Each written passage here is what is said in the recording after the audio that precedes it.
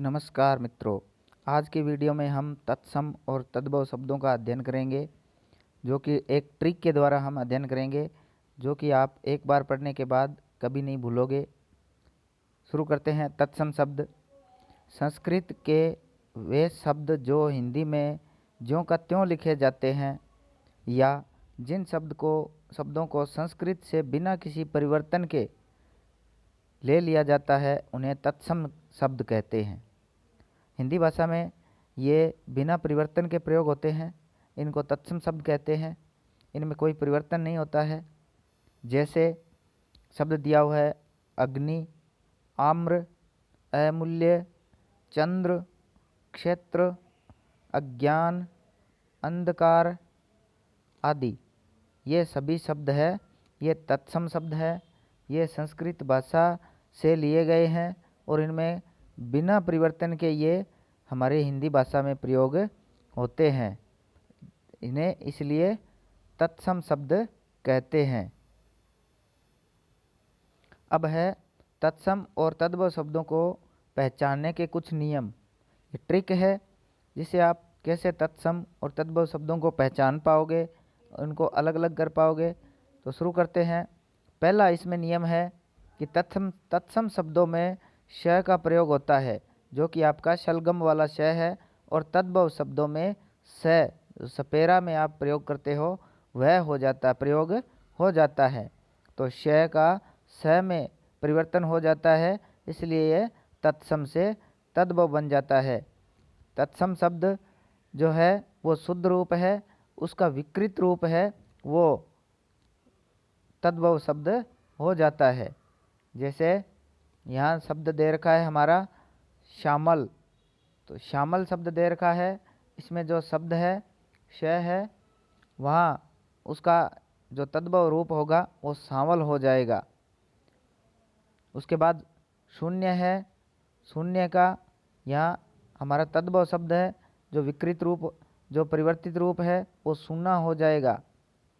उसके बाद शब्द है सप्तशती, जो सप्तशती शब्द है, इसका हमारे हिंदी भाषा में तद्भव रूप हो जाएगा सतसई। सतसई को जो तत्सम रूप है वो सप्तशती होगा। नेक्स्ट शब्द है शाक, जो शाक शब्द है उसका हमारा तद्भव रूप हो जाएगा साग। नेक्स्ट शमशान, जो शमशान शब्द है उसका जो तत्सम शब्द है, इसका तद्भव रूप होगा शमशान। नेक्स्ट शब्द है शिर, शिर है उसका हम तत्सम का तद्भव बनाएंगे, तो सिर जो स है आपका सपेरा में जो लिखते हैं आप स, वो हो जाएगा। नेक्स्ट है शालस, शालस शब्द है, उसमें जो आपका धुएं वाला श है, शलगम में प्रयोग करते हैं आप, वो उसका स में परिवर्तन हो जाएगा, तो शालस शाला हो जाएगा। नेक्स्ट सैया, नेक्स्ट शब्द है सैया, सैया शब्द है तत्सम शब्द है, इसको जब हम तत्सम बनाएंगे, तद्भव बनाएंगे, तो इसका तद्भव हो जाएगा सेज। नेक्स्ट दूसरा नियम है इसमें, तत्सम शब्दों के पीछे क्षय वर्ण का प्रयोग होता है और तद्भव शब्दों के पीछे ख या छ शब्द का प्रयोग होता है। तो ये ध्यान रखना मित्रों, दोस्तों, कि तत्सम शब्द है उनके पीछे या आगे जहाँ भी है उसके अंदर क्षय शब्द का प्रयोग होता है, क्षय वर्ण का प्रयोग होता है, और जो तद्भव शब्द है उनके पीछे ख या छ शब्द जो वर्ण है उसका प्रयोग होता है। जैसे क्षीर, जो क्षीर शब्द है तत्सम है, तद्भव बनाएंगे तो खीर हो जाएगा। इसी प्रकार शब्द है क्षति, क्षति जो शब्द है इसका तत्सम का तद्भव बनाएंगे तो क्षति हो जाएगा। नेक्स्ट है शब्द क्षीण, क्षीण शब्द को हम तत्सम से तद्भव में बदलेंगे तो हमारा हो जाएगा छीन। नेक्स्ट शब्द है क्षत्रिय, हमारा जो तत्सम शब्द है क्षत्रिय, इसमें क्षय का प्रयोग है, जब हम इसको तद्भव में बदलेंगे तो ये खत्री हो जाएगा, क्षय का ख हो जाएगा तो खत्री हो जाएगा। नेक्स्ट जो शब्द है हमारा क्षेत्र, क्षेत्र शब्द है वो तत्सम है और इसका तद्भव रूप होगा वो हो जाएगा खेत। नेक्स्ट है क्षार, क्षार शब्द है, इसमें क्षय का प्रयोग है तो तत्सम है और ये इसका जो तद्भव रूप हो जाएगा वो खार हो जाएगा तो तद्भव में ख का प्रयोग होगा। नेक्स्ट है क्षमा, क्षमा शब्द है तत्सम, इसको तद्भव में बनाएंगे तो ये क्षमा हो जाएगा तो क्षय तो तत्सम में प्रयोग होता है, ख और छ ये तद्भव में प्रयोग होता है। नेक्स्ट हमारा जो तीसरा इसमें नियम है वो है तत्सम शब्दों में स्र का प्रयोग होता है और तद्भव शब्दों में स का प्रयोग हो जाता है। जो स्र है वो उसका प्रयोग तत्सम शब्दों में होता है और स का प्रयोग जब हम तद्भव में परिवर्तन करते हैं तो स हो जाता है। जैसे उदाहरण दे रखा है श्रृंगार, तो श्रृंगार का जब तद्भव बनाएंगे तो श्रृंगार हो जाएगा। इसी तरह शब्द है श्रृंग, श्रृंग को हम तद्भव रूप में लिखेंगे तो सींग हो जाएगा। नेक्स्ट शब्द है श्रेष्ठी, श्रेष्ठी शब्द है वो संस्कृत शब्द है और तत्सम शब्द है, इसको हम तद्भव बनाएंगे तो सेठ हो जाएगा। नेक्स्ट शब्द है श्रावण, श्रावण शब्द है श्रेय का प्रयोग है तो तत्सम शब्द है, इसमें तद्भव में इसको प्रयोग करेंगे तो सावन हो जाएगा। नेक्स्ट शब्द है श्रृगाल, श्रृगाल शब्द में श्रेय है तो श्रेय से ये हो जाएगा तत्सम और जब तद्भव बनाएंगे तो सियार हो जाएगा। नेक्स्ट शब्द है श्रृंखला, श्रृंखला है तो इसमें श्रेय का प्रयोग है तो ये तत्सम है, जब इसको तद्भव में बनाएंगे तो स का प्रयोग हो जाएगा तो सांकल हो जाएगा। तो इसका ये नियम नंबर 3 था। नेक्स्ट नियम नंबर 4, तत्सम शब्दों में श वर्ण का प्रयोग होता है। जो तत्सम है उनमें श, जो आपका षटकोण वाला श है वो बीच में आधा उसका प्रयोग होता है, जब तद्भव बनाते हैं तो वो हट जाता है। जैसे काष्ठ, काष्ठ शब्द है ये तत्सम शब्द है, जब इसको तद्भव में परिवर्तन करेंगे तो ये काठ हो जाएगा, श हट जाएगा। नेक्स्ट शब्द है उष्ट्र, उष्ट्र को तत्सम से तद्भव बनाएंगे तो ऊंट हो जाएगा। नेक्स्ट ज्येष्ठ, ज्येष्ठ का जेठ हो जाएगा। पोष, पोष का पूष हो जाएगा। श्रेष्ठी, श्रेष्ठी का सेठ हो जाएगा। विष्ठा, विष्ठा का बीट हो जाएगा। ओष्ठ, ओष्ठ से होठ हो जाएगा। कुष्ठ, कोड, अष्ट, आठ। इस तरह जो तत्सम शब्द है उनमें से जो श है षटकोण वाला वो हट जाएगा और तद्भव में आके वो सीधे शब्द बन जाएंगे। नेक्स्ट है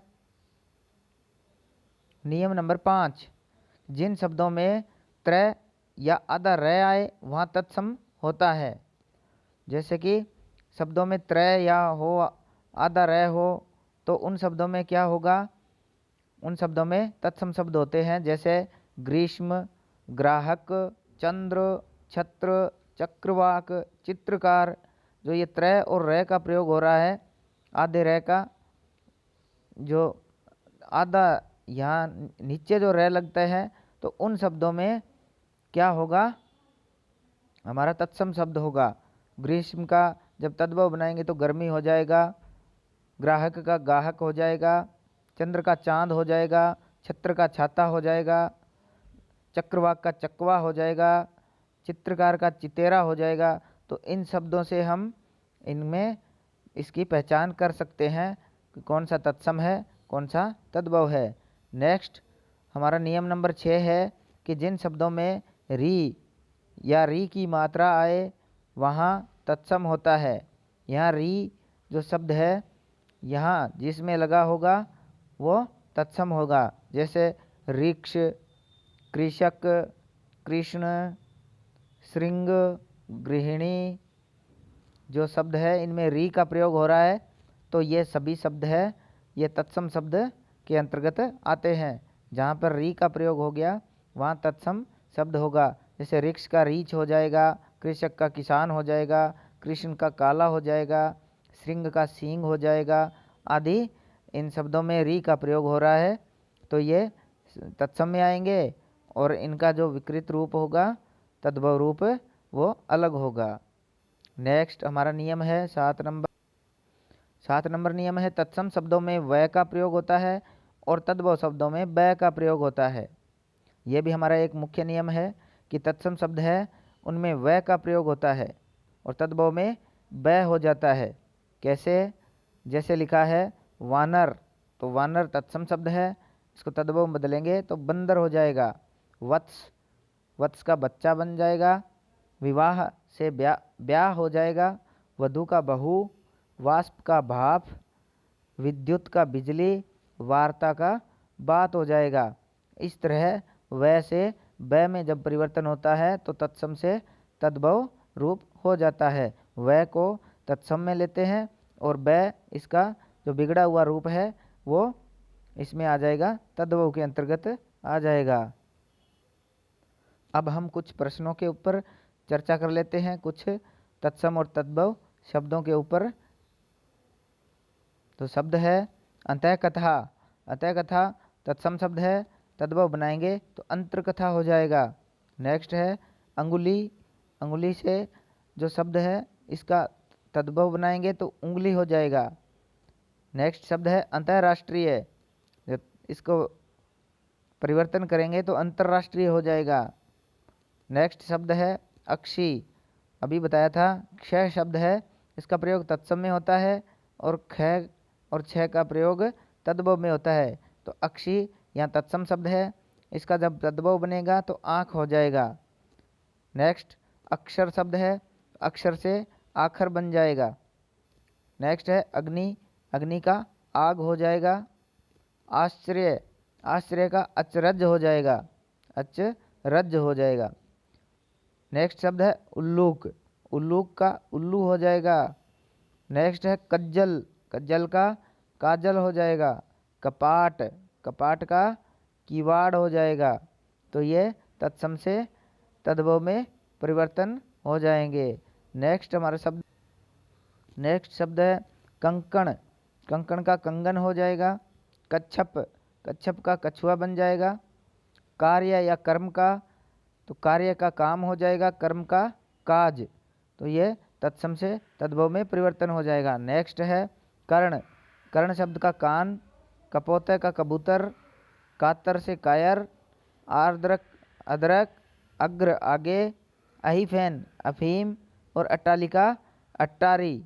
तो ये शब्द इसमें तत्सम से तद्भव में प्रयोग होते हैं। आपको हमारा वीडियो कैसा लगा? अगर अच्छा लगा तो चैनल को सब्सक्राइब करें, वीडियो को लाइक करें और ज़्यादा से ज़्यादा शेयर करें। धन्यवाद।